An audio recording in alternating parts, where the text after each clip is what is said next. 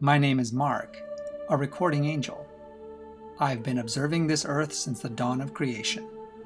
The Most High has asked me to share my recordings with you. The following are my records of Old Testament prophets and kings, and scheming scoundrels too, collected in this book, Exile of the Chosen, God's Heroes from Solomon to Malachi. If today's recording contains situations which might be uncomfortable for younger listeners, I will mark the video with the words Parental Guidance Recommended. Chapter 5, Part 1. Aaron. Aaron woke to the sound of his mother sobbing. He could hear his father's deeper voice, low and calm, trying to comfort her. What could be wrong? I can't bear it. I can't bear it again, he could hear his mother say. I lost my first husband and now you? The boy sat up. He and his older brother had been sleeping on the flat roof of their home. Now they looked at each other. What does Mother mean? Aaron asked. Adam shook his head. I don't know. You know that Mother's first husband, died. Sure, otherwise Mother wouldn't be married to my father. Right. But if Mother's crying about losing her husband again, why would Father still be downstairs talking to her? It doesn't make any sense. Maybe we need to listen a little longer, Adam suggested. Although they strained to hear, Mother's sobbing revealed no more details.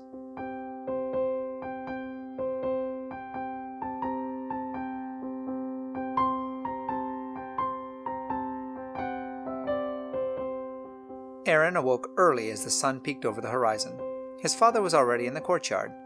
He was packing a small bag on the family donkey, and Mama was baking bread and fixing a basket of provisions. Are you going on a trip, Father? The boy asked. His father gave him a tired smile. Sort of. We need to talk. You and Adam come sit with me over here while we have some of this wonderful bread your mother's making. Mother tried to smile, but didn't quite make it. I have to go away, Father said slowly, after they sat cross-legged in front of him. Where are you going? May we come? Adam asked. No, Father replied. Aaron shrugged. Father went on trips frequently. Their family served the king, and he often had to make important journeys. Where's the king sending you this time? Aaron asked. Or is it a secret? Suddenly, Father looked tired and old. The king isn't sending me this time, and it's not going to be a secret. Mother put her hands over her face and lowered her head. Suddenly the morning air seemed cold. Aaron shivered and folded his arms across his chest. What are you talking about, Father? What's the matter? I went to see the priest yesterday, Father began. I've had this rash for a while, and it's been getting worse. The priest says that it's leprosy. Leprosy? Adam exploded. Oh, I would talk to another priest. I already have. It's leprosy. Mother started crying softly.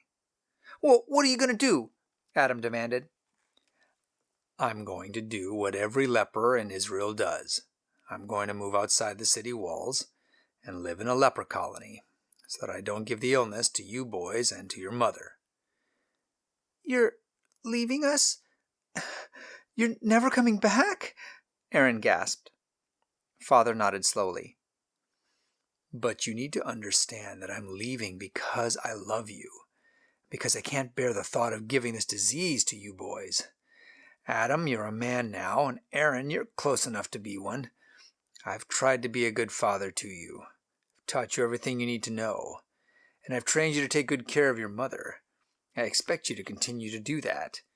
Your uncle Jedediah will take care of you too, so you won't want for anything. You'll be well provided for.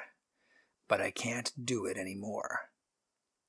But I don't want you to go, Aaron protested. This doesn't make any sense. And what about all the stories Cousin Zillah told me? The boy knew that the Syrians had captured her, and that she had been a slave to Naaman, the Syrian military commander. She had persuaded Naaman to come to Israel to ask the prophet Elisha to heal him. "Elisha healed Naaman," protested Aaron. "Remember, he dipped 7 times in the river Jordan and was healed. You could go to the Jordan, Father." His father sighed.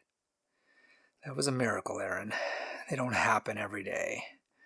Naaman was a very important person." "You're very important," his son protested. His father smiled sadly. "Miracles happen," Adam said slowly. "Remember when I was at the school of the prophets back when my father died and Mother and I were so poor?" "I know things were very hard for you," his stepfather said. "Yeah, but remember when I was out chopping wood with the other students? I had borrowed an axe from our neighbor and was trying so hard to chop extra firewood to take home to Mother. Suddenly the head of the axe flew off and fell in the river." His stepfather had heard the story several times. "I was so upset," Adam continued. "Mother and I had nothing, and it was a borrowed axe. I knew the neighbor would be furious and that he could have us sold into slavery to recover the loss of the axe head. Then Elisha prayed, and God made the axe head float right on the water. An iron axe head. That was as big a miracle as curing leprosy. Something that heavy wouldn't float by itself." "God can do anything," Father said, "and sometimes he does miracles. But usually he doesn't. We don't always understand why God does or doesn't do miracles. Your mother and I have prayed to God for healing, but the leprosy is still here." Father pulled back his sleeves. The boys could see that it still marred his skin. "Doesn't God love us as much?" Aaron asked. "Of course he does. We are his anyway people." "Anyway people?" Adam repeated. "What do you mean?" "Well," Father explained, "how much faith does it take to love God after he's healed you of leprosy or made your axe head float?" "How could I not love him?" "All right. He did wonderful things for you, and it's easy to love him. But what about people who haven't had any miracles and who have had bad things happen in their lives and who love him anyway?" "Oh." "Well," Father continued, "I plan to love the God of Israel anyway. I have served him all my life with my healthy body, and I plan to love him now with my sick body as long as there is breath in me. I am one of God's anyway people." Mother's quiet crying turned to sobbing, and she ran into the house. "Adam," Father suggested, "why don't you finish up that bread that your mother was working on so it doesn't burn?" "Anyway people. Anyway people." The phrase echoed through Aaron's mind again and again. His father was going to be one of God's anyway people. He would be too.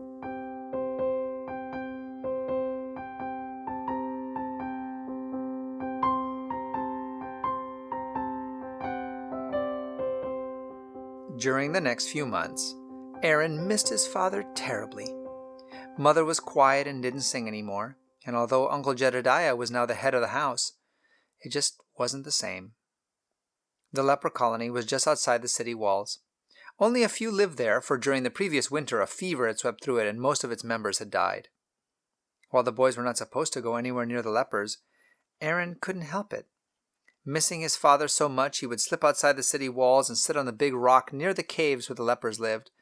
There he would whistle in the special way that his father had taught him, and Father would whistle back. Then he would come out. Father would never let him sit very close or touch him, but he would sit on the big rock and they would talk. Often Father would tell him stories about times when things had been hard before, and how God had always taken care of his people. Aaron couldn't see how God was caring for them now. Just having Uncle Jedediah providing for their needs hardly counted. What he wanted was his father. Aaron thought his visits to his father were a secret. However, as he set out one day for the city wall, Mother grabbed him by the arm. "Are you heading outside the city again?" she asked him. He nodded guiltily. "Well, take this. You might want to leave it out there, on a rock or something." She shoved a basket into his hands. Smelling the fresh bread and fruit, he broke into a huge grin. "Sure, I'll leave it out there. You never know when a hungry person might appreciate it." Mother smiled for the first time in weeks. "Yes, it could be a hungry person's favorite things. Might cheer him up a little bit. I'll bring the basket back, Aaron assured her. Mother winked at him and turned back toward home. Aaron's heart felt lighter as he scampered toward the city wall.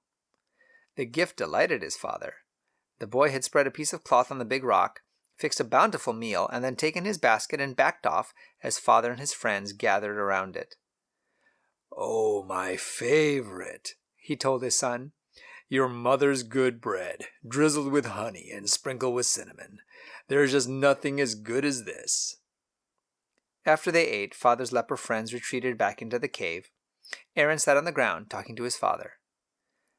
"I don't understand the king," he said. "He got rid of the Baals in the city and in the palace, but he doesn't pay much attention to God. He practically ignores the prophet Elisha." "Yes," father said. "That's how it has been. It's as if he got rid of the Baals, but never replaced them with the true God. So in a way, we're still a heathen nation." "Why?" Aaron demanded. "How many more miracles does God have to do to show the king that he wants to be the God of our country?" Father shook his head. "I don't know. But when the national leadership does not follow God, the rest of the country doesn't either. And when bad things happen, they blame God for not helping." "But they don't ask him for help," Aaron protested. "That's right." "From the stories that you've told me," Aaron said, "the king's whole family has been like that. It seems as if God has done everything he could possibly do to get their attention, to prove he was more powerful than Baal, and to show them how much he cared for them, and yet they're ignoring him. What more could he do?"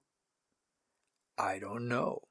But I do know that if a family continues to ignore God, despite all the ways that he tries to care for them and to get their attention, eventually he takes away their power and the family is destroyed." "Are you saying that might happen to the royal family?"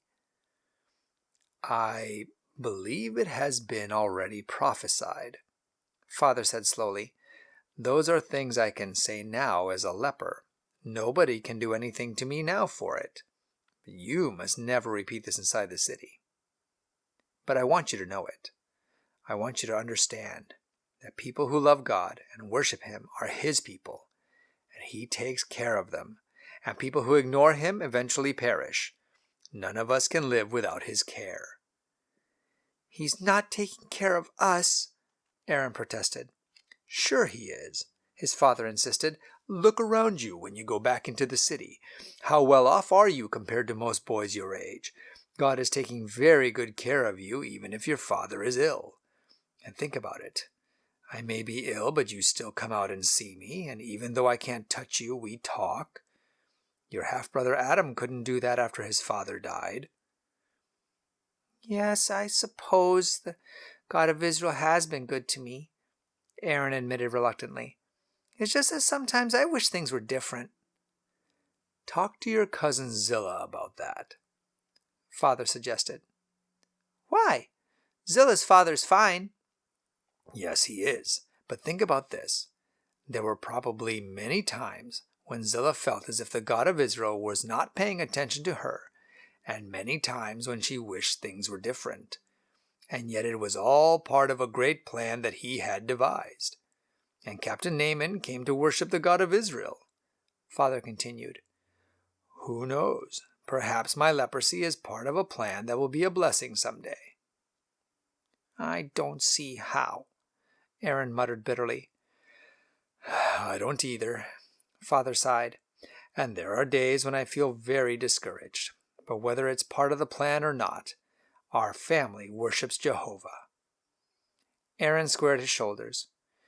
"Yes, we do and we will. And I will go talk to Cousin Zillah."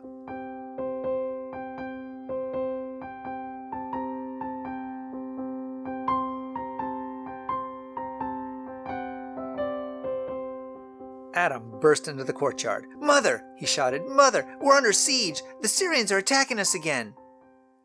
Cousin Zillah came out of her quarters. "I can't believe that," she protested. "What are they doing now? Captain Naaman surely wouldn't be attacking us." "No," Adam said. "It's not Captain Naaman. I think it's Ben-Hadad." "Oh, of course," Zillah muttered. "Ben-Hadad was never very impressed with Naaman's healing.